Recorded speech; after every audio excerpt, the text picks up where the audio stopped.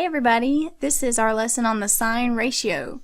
The sine ratio is one of our trigonometric ratios. It's one of those tools that you're going to use to be able to help you find missing angles and sides in your triangles. So let's get started.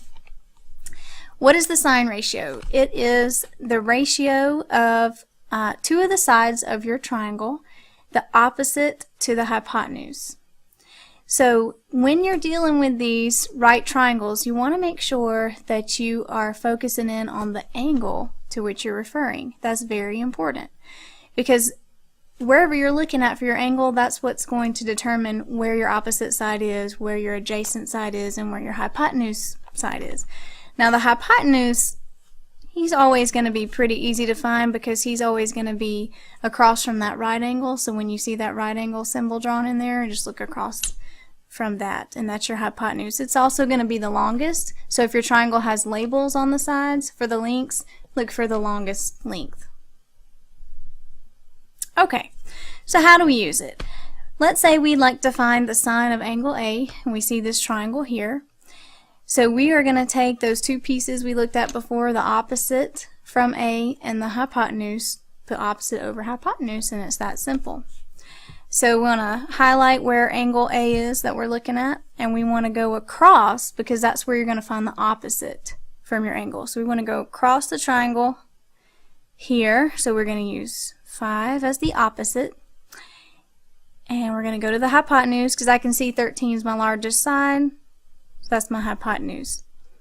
So opposite over hypotenuse in this case is going to be 5 over 13. As always, you want to kind of look at that ratio and see if you can reduce your fraction at all. And if it will, go ahead and do that.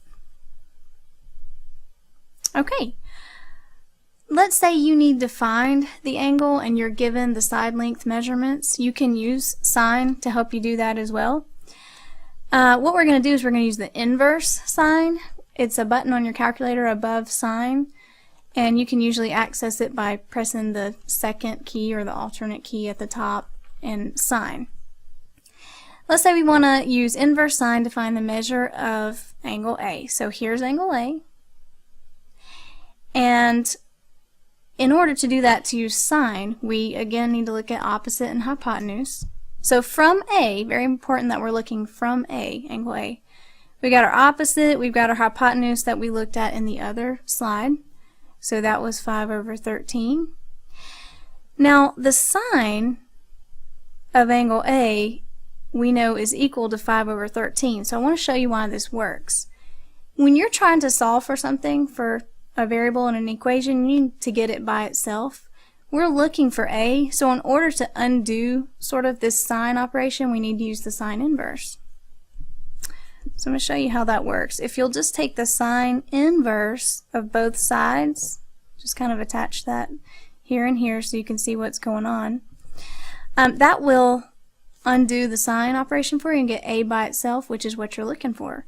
So in your calculator, you'll just want to type in sine inverse, get that operation pulled up, 5 over 13. Alright, and when I typed that in, I came out with around 22.62 degrees. So that would be our angle A measure. Alright, I want to tell you about something else that's neat when you're working with these right triangles, is that the cosine of one angle is going to be equal to the sine of the complement of that angle. Okay, so that's a lot to hear at once. Complementary angles, they always add up to 90 degrees. Their sum is 90 degrees. So for instance, if I'm looking at angle H, let's get a different color here, and I want to find the sine that we've been talking about, we're going to go to the opposite and the hypotenuse, 4 over 5. So we just found sine of H. The angle that is complementary to H is going to be J up here.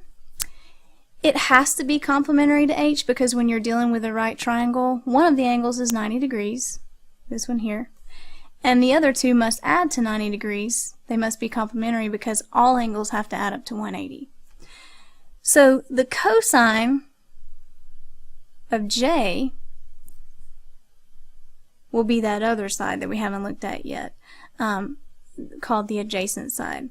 The one that's attached would be 4 over hypotenuse 5. I just wanted to show you how sines and cosines of complementary angles are in fact equal to each other, because you'll need to know that down the road. Alright, so what you need to know that the sine is that relationship of opposite over hypotenuse, and you need to remember that sines and cosines of complementary angles are always going to be equal. And that's going to conclude our lesson on the sine ratio.